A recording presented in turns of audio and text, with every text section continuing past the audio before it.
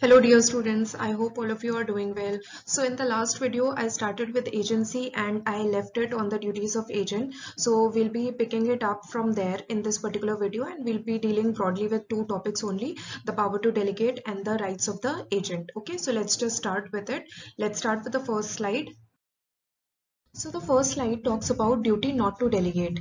It has been provided under section 190, and section 190 just lays down one general principle, and it says that if a particular work or if a particular act has been delegated to an agent by the principal, then that agent cannot further delegate the work to some other person.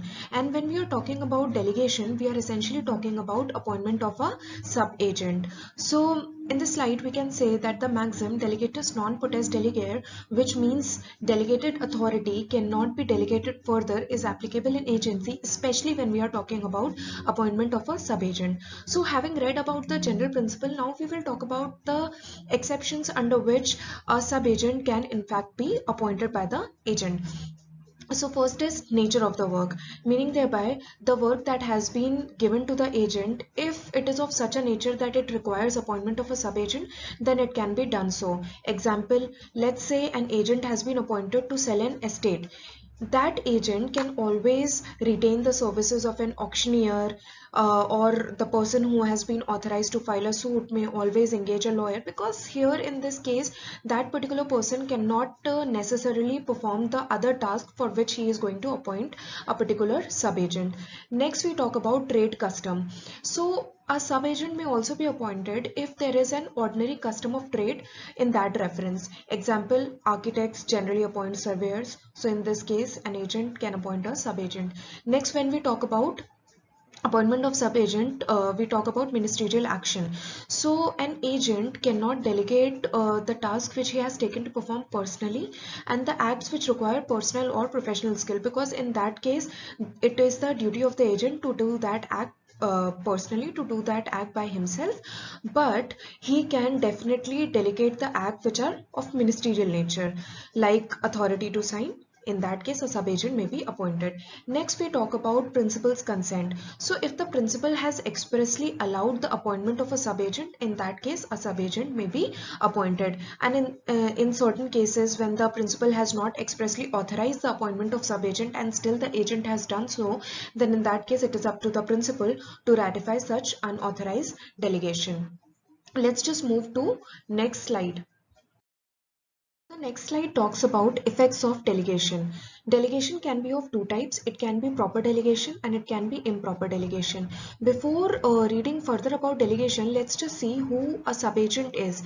So section 191 clearly provides that any person who is appointed by and who acts under the control of the original agent is known as the sub-agent. Now when a sub-agent is appointed, it becomes very necessary to see that what is the position of sub-agent with reference to the principal, whether principal is bound by the acts of the sub-agent or not, whom the sub-agent is answerable. All these things needs to be explored. And when we want to explore these things, first of all, we need to see that whether the delegation is proper or improper, because that substantially affects the relationship.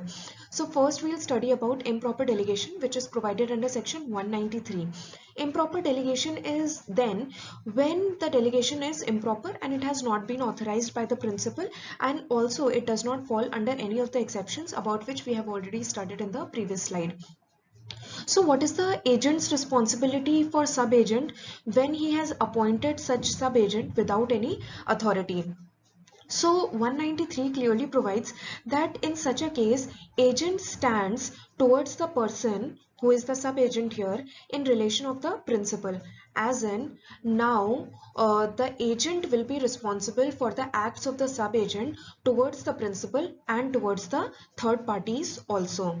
And next is that principal will not be represented or will be responsible for the acts of such sub-agent who has been appointed without any authority. And lastly, sub-agent is also not responsible to the principal. So these are certain points which you need to remember, that principal is not bound by the appointment which has been done without his authority. Next, principal is not responsible to the third parties for the acts of the sub-agent. Also, he is not bound by his acts. Next, agent will be responsible for the acts of the sub-agent to the third person also and to the principal also, because now the agent will be in the position of a principal with reference to the sub-agent. And lastly, sub-agent will also not be responsible to the principal for his acts. Now let's just proceed further. So next is proper delegation. Proper delegation has been provided under section 192, and a delegation is proper when it has been when the appointment of subagent has been made with the authority of the principal. So when a subagent is properly appointed, then the relationship changes. In what manner? Let's see. First of all, the principal will be represented by the subagent. Principal will be bound and will be responsible for the acts of the subagent to the third parties. Agent will be responsible to the principal for the acts of the subagent. So this is one thing which has not changed. It was same in the improper delegation also. Next, subagent will be responsible to the agent only, but in certain cases of willful default and fraud, the subagent will be answerable to the principal. But in these cases also, the principal has an option to sue either the subagent or the agent. So that particular option always remains.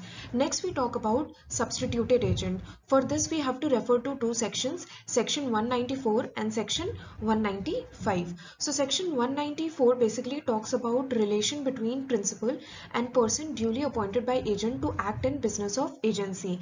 So when we talk about subagent acts under the control of the agent. But when we talk about substituted agent acts under the control of the principal. And substituted agent is basically appointed to act in place of the agent who has been originally appointed for a certain part of the business. So basically the relationship that exists between the principal and substituted agent is same as that of the principal and the agent who has been originally appointed. So section 194 says that when an agent who has been expressly and impliedly authorized to name another person to act for the principal in the business of agency, and he has named another person, then such person is an agent of the principal for such part of the business of the agency as is entrusted to him. So here the rights and liabilities of the substituted agent will more or less be same as that of the originally appointed agent. An example can be taken. Let's say A is the principal and he directs B, who is a solicitor, to sell the estate of A by auction. Now, since B is a solicitor, he cannot possibly sell the estate by holding an auction. For this particular task, he has to employ an auctioneer. So B, who is the agent here, names a certain person C, who is an auctioneer of good reputation, and he has named C to conduct a particular sale. Now C in this particular scenario will not be a sub-agent, rather he will be a substituted agent and he will be answerable directly to the principal. Okay, so moving on to next. Next is agent's duty in naming such person. So whenever an agent is asked by the principal to name a particular person to be appointed as substituted agent, in that case section 195 lays down that the agent is bound to exercise the same amount of discretion as a man of ordinary prudence would exercise in his own case in making the appointment. If the agent has done so, in that case he will not be responsible to the principal for the acts or negligence of the substituted agent.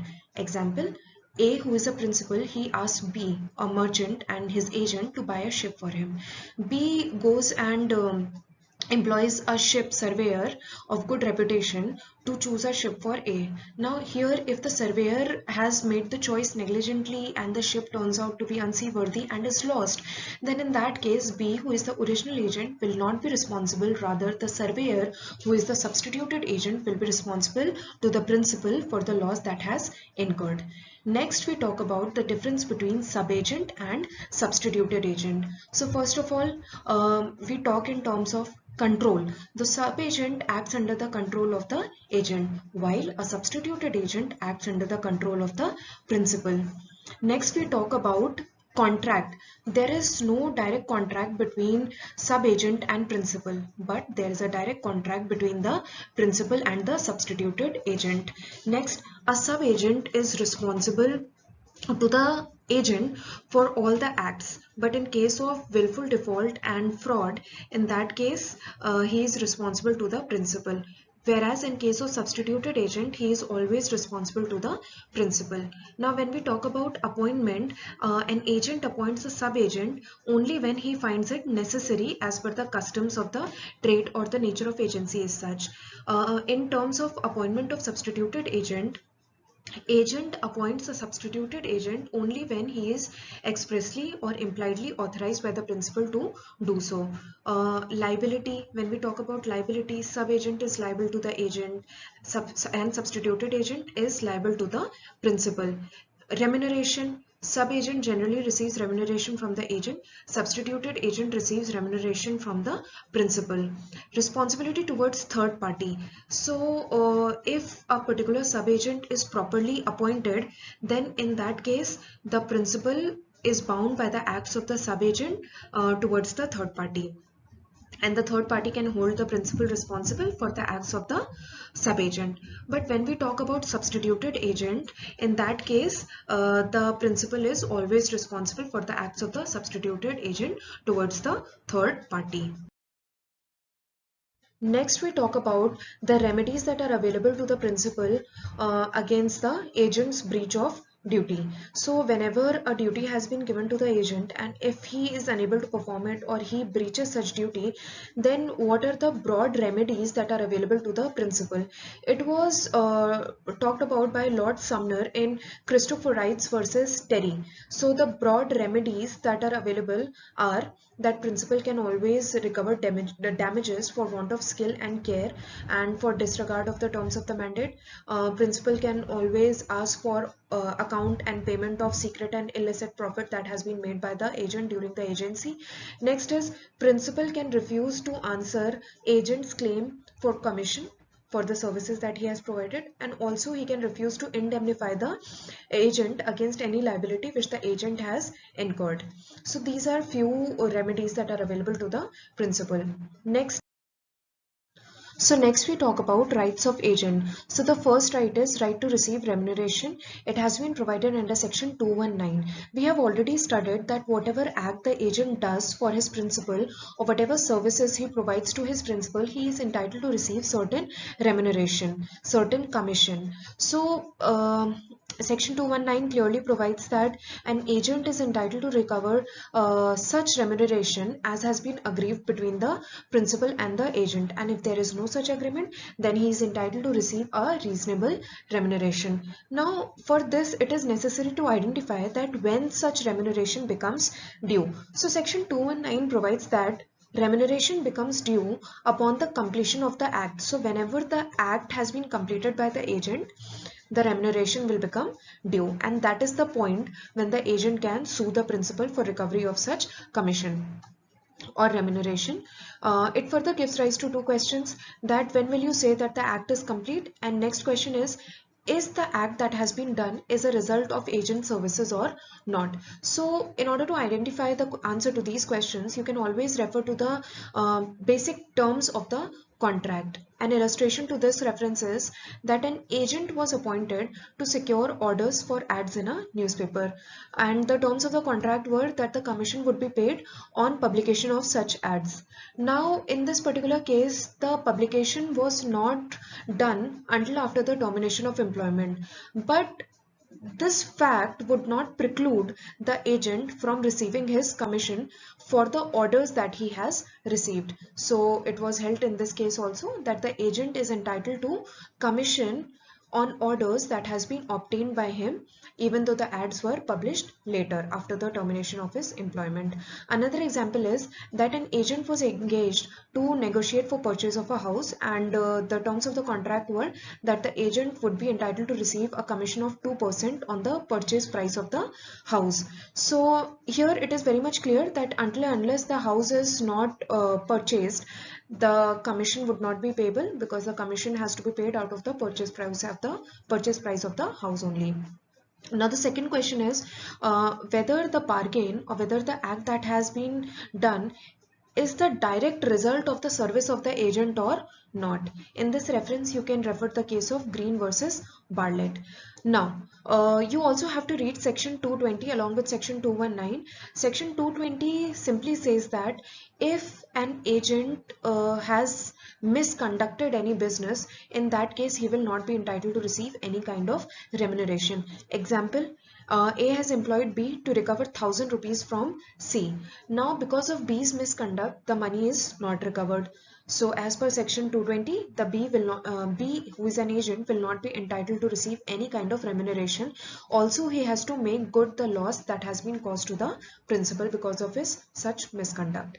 Next right is right of retainer, section 217. It says that an agent can retain the principal's money until the agent's claims in respect of remuneration or any advances that has been made by him in conducting the business of the agency are paid by the principal. Now, this right extends in reference to any sum which has been received by the agent on account of the principal in the business of agency. Next.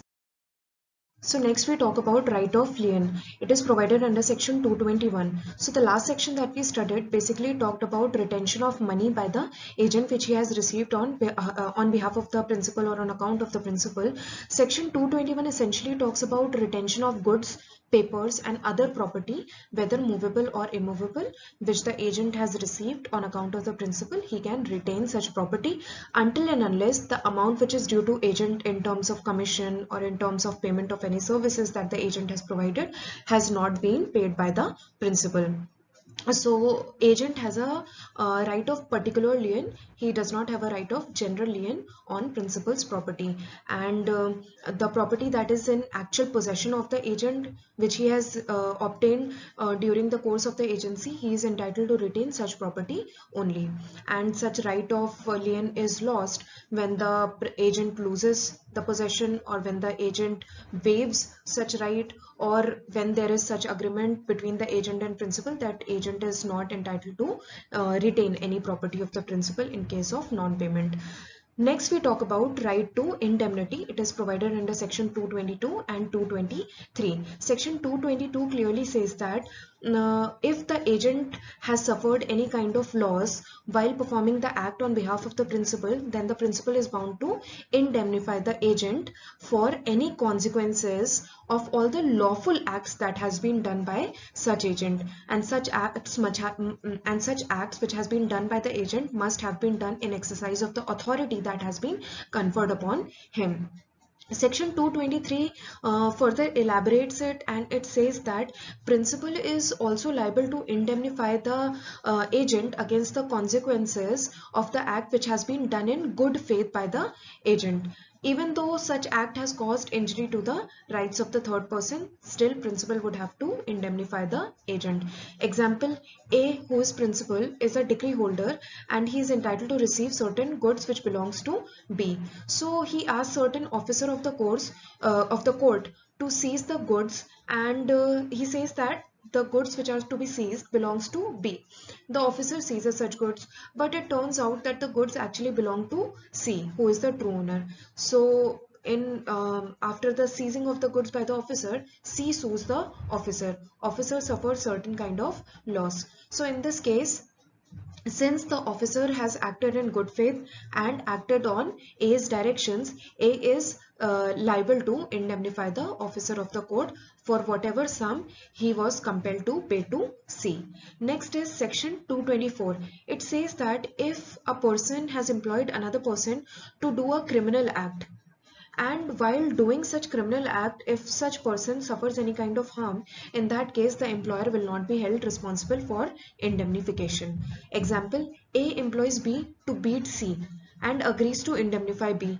B goes and beats C and has to pay damages to C. In this case, in the light of section 224, A is not liable to indemnify B for those damages. Last, we talk about right to compensation. It has been provided under section 225. It says that principal owes his agent the duty of care, and he is responsible to see that the agent is not exposed to any unreasonable risk. So the principal is bound to compensate the agent in respect of of any injury that has been caused to the agent because of principal's neglect or want of skill. Okay, so thank you so much. Thank you, students.